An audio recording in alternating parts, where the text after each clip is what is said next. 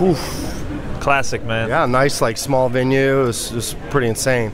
Man, you guys might be like the hardest working site at E3 this year. I mean, why you have to say that? No, just because like you were at all the briefings, right? I mean, you know, you're just everywhere I went, I saw you. Yeah, I have to, man. And I'm by myself over here, man. And the people I work with that are here all week, I haven't seen them. But Godfrey, you are everywhere. Yeah, man. Thanks, man. Matter of fact, because of you guys, our site crashed. Thanks. I think that's a good problem to have, thing, right? Yeah, good. Yeah, I was streaming the press conference. Okay. And I think G4 and IGN were having issues too with streaming, and everybody was just coming to our site, and it just went down, man, completely. So, but if they found other ways, checking out the press conference. So I got to see you at the Sony press conference, and were you at the Nintendo too? All right. Yes. So what's the feedback? What do you think about the competition, Sony and Nintendo so far? Well, it's kind of like asking the guy at Coke if he likes to drink Pepsi, but you know, well, it wanted, you know, I think at the end of the day, it was nice that Nintendo and Sony invited me to their briefings. We invited them to ours as well. You know, we're all gamers. I mean, a lot of us are. I'm definitely a gamer.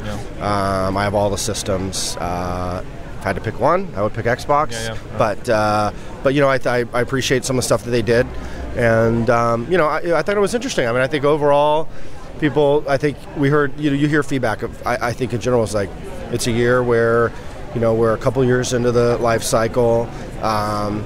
You know, there wasn't any big, bright, shiny objects. So it seemed like the show focused a lot on games. You know, I think, from my perspective, I think if you look from a year ago to where we are today, I think it's very clear the Xbox team has been doing a lot of work. To me, it feels like way more than a year's worth of work, completely reinventing the new Xbox experience. You know, we shared a number of game announcements. We saw, you know, some great progress on core games. Gears 2, I didn't see anything at the show that compares to Gears 2. Yeah, Gears this time around, it's pretty serious up there right now, man. So. Yeah, so I mean, I feel like we've got, you know, it's you know, we've got all the great games for core gamers like Gears, Fallout 3, which they announced exclusive DLC. That game is off the chain right now. Yeah, no, I could not agree more. Fable's looking great. You know, we showed all the big top. Having Resident Evil coming to Xbox is awesome, especially with that co-op. Yeah. Co-op is, you know, everyone's doing co-op now, which is great because I mean we all love it. And then you know, and then we showed, you know, I think the new experience, and we showed, I think, a great addition to our entertainment offerings with things like Netflix, the live party functionality, some new stuff like the Xbox Live Primetime channel, which I think is going to be pretty exciting and innovative. I think that's going to be pretty big. Yeah. Pretty good. Yeah, it's a whole new category, right? I mean, it's like you have retail games, you have downloadable arcade games, and then you have these like on-demand server, fed games that. You know, that I think, you know, I think it's got a lot of potential to be popular, you know, with us gamers as well as with sort of, you know, more of the mainstream audience. Just like, you know, you have with like Guitar Hero and Rock Band, where it's like we all love to play those games, but then you get like your friends and family to kind of like get involved. And so I think that's the idea, is that we want to bring more people into the Xbox experience, and so I felt good about that. And then closing the briefing with a megaton. How? Let me ask you this, man, because everything got leaked out, right? And that was the one that was like the big surprise to me for E3. Like that was, how are you holding it down, man? How was it? How you pulled it off, man? Come on, Aaron. Well, I was fortunate to be able to go to Japan and have a little bit of involvement with that, and we, you know, I got to hand carry some very important things, and we kept it completely confidential, and so it was something that was treated with extreme confidentiality. I heard you were holding the tape the whole time. Yeah, there's stories about. Yeah, I didn't have a handcuff and a briefcase, but I was not allowed to. The tape was not allowed to leave me. Had a code name, and you know, every rehearsal that we did, you know, we cleared the room before we did anything with it. So, you know, and I think that. It's exciting because, you know, it's another major franchise that people said that we would never get.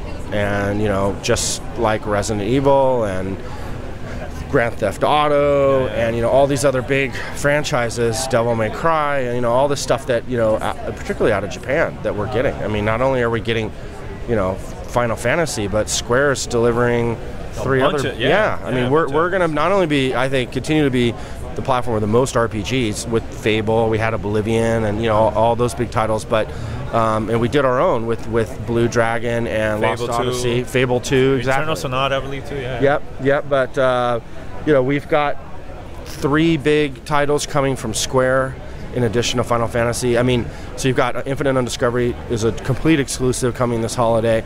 You've got The Last Remnant, which is the first internally developed next-gen Square RPG. And we're excited to have that debut and be only on our platform this holiday. And then you get Star Ocean, which is a very uniquely different RPG, one of the top 5 biggest RPGs globally, and we've got that coming to Xbox in spring, and then Final Fantasy 13. You guys are busy, man. You guys are like nonstop. But now, let's talk about the new dashboard that's coming up, man. Yeah. One of the questions I forgot to ask you during the lunch meetup with the bloggers was, you're still gonna have movies in the marketplace, right? Yeah. And now working with Netflix, isn't that kind of like battling each other out kind of with that, or not really?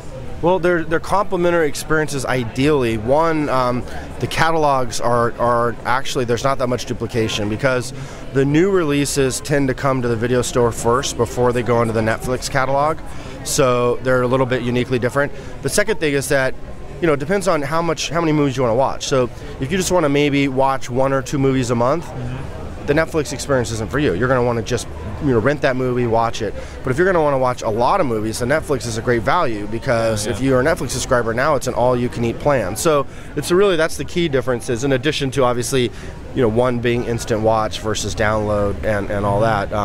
The shared experience with Live Party, I think, is extremely innovative for what we're doing with the Netflix experience. So yeah, I think it's really exciting. I think it shows that, despite all the success that we've had with online and live, that we're going to continue to innovate.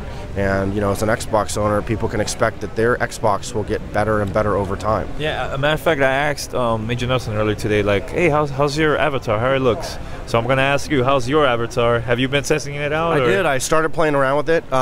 One thing you should let your listeners know is that every avatar that we've shown on stage, those were all created in our actual avatar creator. So they were created, with the controller on the console. These were not, things that we just had an artist design to make. You can really make those. Also, you could take a very long time then, right? Customizing your character. The detail is unbelievable. Yeah, you've got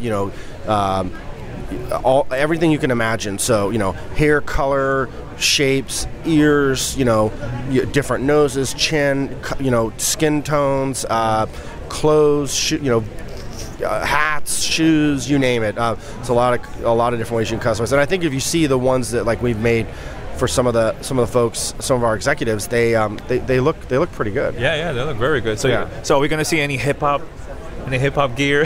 Well, that's the thing, right? I mean, it's like people see it and they're like, oh, this is great for mainstream consumers, but I think as core gamers, there's some other stuff people don't realize, the ability to integrate stuff like costumes, where you can actually have gear from games. We've got different, using some of our core games, we've got different avatars made with that. It's really a great opportunity to sort of not just personalize and make something that looks like you, but kind of express your style, right? Yeah. And so, and you may have an avatar. You're like, okay, I want to have when I go play a sports game or when I play certain types of games, I want this type of avatar to be my representation, And if I go play Uno, who maybe I'm going to go play that more with family and friends, I want it to be a different type avatar. So the ability to kind of choose how you want to express your style is a big important part of that. And I can tell you, the guys that are on live today are the ones that I think will get the most wild and creative with avatars. So the thing is too, okay, the avatars, you can see that on through the Xbox 360, but what about gamer cards? How, let's say I want to put an avatar in my website, I want people to see it through the website. Are there going to be any features like that available too? Or you guys haven't talked about that? We haven't gotten to those details, but we can tell you that the gamer card and themes, that your gamer picks and all that, that's not going away. I mean, the team was extremely cognizant of the fact that we wanted to make sure we maintained all of the current features we have and that we build on top of that. So we're adding new features. I mean, redesigning the UI allowed us to do things like the live party, to do things like adding a whole new channel like Xbox Live Primetime, new experiences that we just weren't able to do in the current UI. But themes will still work, gamer picks will work. None of that stuff goes away. I think you've probably heard us talk about the fact that we're taking the blades and putting that into the guide. So now the guide will actually give you, for folks that are used to the blades and like that kind of the way that that's organized, you will have that full functionality in the guide. So, I think for core guys, they just want to, I just want to get in and play Halo and I don't care about all this other stuff. You don't have to do it. You don't have to. Just use the guide. You can jump around, and still keep your Halo picks and themes and all that. All right, got 2 more questions. Now, one is how the prime time is going to work. How that, for those that didn't check out the press conference. Yeah, well, it is an entirely new type of gaming. So first, we announced a partnership with Endemol. They are the guys that are the creators of TV shows like Deal or No Deal, 1 vs. 100, Big Brother, Fear Factor, all kinds of stuff like that. And so it's a great sort of, we see it as like taking kind of like the best of like TV and bringing the best of gaming together in a massively concurrent, kind of like live experience. And so these will be live hosted. How that's going to work out? You haven't really talked about that. Well, we'll have hosts. So we'll have we will have a host, and we're going to do this in multiple countries. So there'll be different languages. Like we'll do. So it's going to be host 24/7, or they got to be a specific time for that? Not 24/7. We will have like a peak or primetime slots where they'll be live hosted, and then there'll be other times where you just play and you play live with people, but there's not a live host. So the live host. Can we watch that? Yes, you can be one of the 100. You can be one of other people that are playing along. You can just spectate and watch. So there's a lot of different ways to participate in that.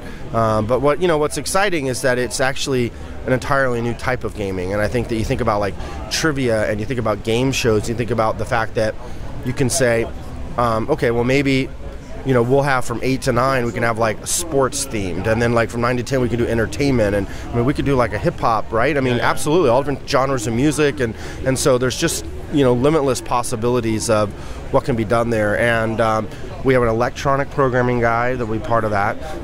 You can set reminders, so you can say, okay, I'm going to go off and maybe play some Gears, but I know at 10 o'clock I want to play this match of, maybe it's 1 vs. 100, and I want to do the music, version or whatever, and it'll send you a reminder, and you can jump into the game. Man, you guys been really, really busy now, man. Really, what's next for you guys now? Now that everything has been announced, what's next for you guys? Delivering on all of it, I think we wanted to wait till we felt like it was the right time and place to show people what we've been working on for a long time, and now we want to deliver on it. But that's the thing. It's like the Xbox 360 was designed for continuous innovation. We built a console that we can update and improve through the power of software. And so what we've done over the years, we added a video store, we added video chat, we added, background downloading, all these other sort of incremental things that we added through the marketplace blade. And then now we're adding a completely new UI, and a year from now we'll add all kinds of other stuff on top of that. So I think it's great to know that, I think as an Xbox owner, that for free I get an entirely brand new experience, and then I get more features over time. And so I don't think, you think about your MP3 player or you think about your cell phone, like you always have to buy new hardware to get that new experience. And so what's unique about the Xbox is that it was designed for us to be able to improve the experience without you having to go out and buy new hardware. All right, Aaron, good luck, man, with everything. And like always, I will ask you, what you've been listening to lately? I always ask you that question. Yeah. What am I listening to lately? Well, I'm the new Lil Wayne for sure.